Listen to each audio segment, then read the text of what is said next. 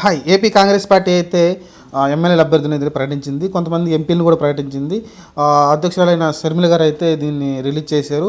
ఎందుకంటే 114 మంది ఎమ్మెల్యేలని అలానే 5 పార్లమెంటు సభ్యులను అయితే ప్రకటన అయితే చేశారు. దీనిలో మనకి ఆశ్చర్యం ఏం లేదు. ఫస్ట్ నుంచి అనుకుంటుంది ఖచ్చితంగా ఆమె కడప నుంచి ఎంపీగా పోటీ చేస్తారని ముందే అనుకున్నాం. ఆమె ఏదైతే అధ్యక్షురాలుగా మనకి కాంగ్రెస్లో జాయిన్ అయిన రోజు మనం అనుకున్నాం ఖచ్చితంగా ఆమె కడప నుంచి అయితే ఎంపీగా పోటీ చేస్తారనుకున్నాం.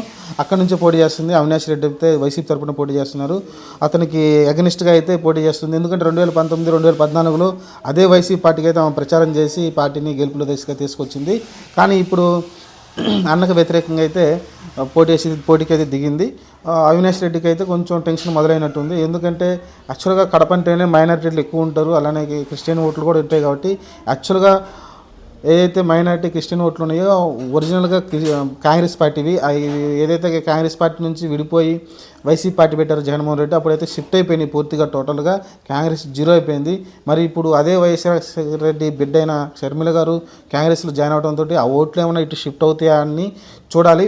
ఒకవేళ ఆ ఓట్లు కనుక ఇటు షిఫ్ట్ అయ్యేంత మనకు కొంచెం ఓటమి పాలయ్యే అవకాశం అయితే అవినాష్ రెడ్డి ఉంటుంది. మరి కొంచెం ఈ రకంగా ఒక రకంగా జలక్ అనుకోవచ్చు వైసీపీకి. ఎందుకంటే కాంగ్రెస్ స్వతహాగా మైనారిటీ క్రిస్టియన్ ఓట్లకి ఎక్కువగా ప్రాధాన్యత ఉంటుంది. కాబట్టి మరి రాష్ట్ర వ్యాప్తంగా ఉన్న వైసీపీ ఓట్లలో కొన్ని చీలకలు అయితే రావచ్చు అనుకుంటున్నారు. ఆ చీలకు వచ్చిందంటే ఖచ్చితంగా టీడీపీ అయితే గెలుపు అవకాశం చాలా సుఖమయమవుతుంది. మరి అన్నని ఓడించి చంద్రబాబు నాయుడిని సీఎం చేసే ప్రయత్నం షర్మిల గారు తీసుకుంటారేమో చూడాలి. ఎందుకంటే మీరు చూస్తే ఏబిఎన్ కానీ లేకుంటే ఈనాడు కానీ ఏదైతే టీడీకి సంబంధించిన మీడియా మొత్తం కూడా కవరేజ్ అయితే షర్మిల గారికి ఇస్తుంది రెగ్యులర్గా.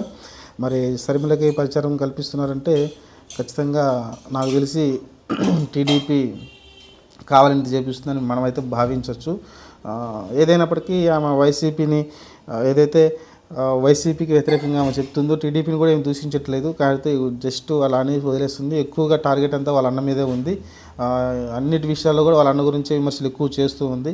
రాష్ట్రం నాశనం అయిపోతుందని కావచ్చు, ఏదైనా అన్ని రకాలుగా ఏ మాటలు మాట్లాడినా అన్న గురించి వ్యతిరేకంగానే కనిపిస్తున్నాయి. కాబట్టి ఎందుకంటే కడప నుంచి పోటీ చేసినప్పుడు మనం అర్థం చేసుకోవచ్చు. ఇంకా సీరియస్గా అయితే ఆమె అక్కడి నుంచి ఎఫెక్ట్ అయితే పెడుతుంది. మరి చూడాలి మరి ఎంతవరకు సక్సెస్ అవుతుంది. నిన్న విడుపుల పైకి అయితే వచ్చారు వాళ్ళ అమ్మగారు, వాళ్ళ అక్కడికి వచ్చి వాళ్ళ నాన్నగారి సమాధి దగ్గర అయితే కొన్ని ప్రార్థనలు అయితే చేశారు, ఆశీస్సులు అయితే తీసుకున్నారు. ఇది మరి ప్రస్తుతానికి అయితే కాంగ్రెస్ అయితే 114 సీట్లు ఎమ్మెల్యే సీట్లు అయితే ప్రకటించింది, 5 ఎంపీ సీట్లు అయితే ప్రకటించింది.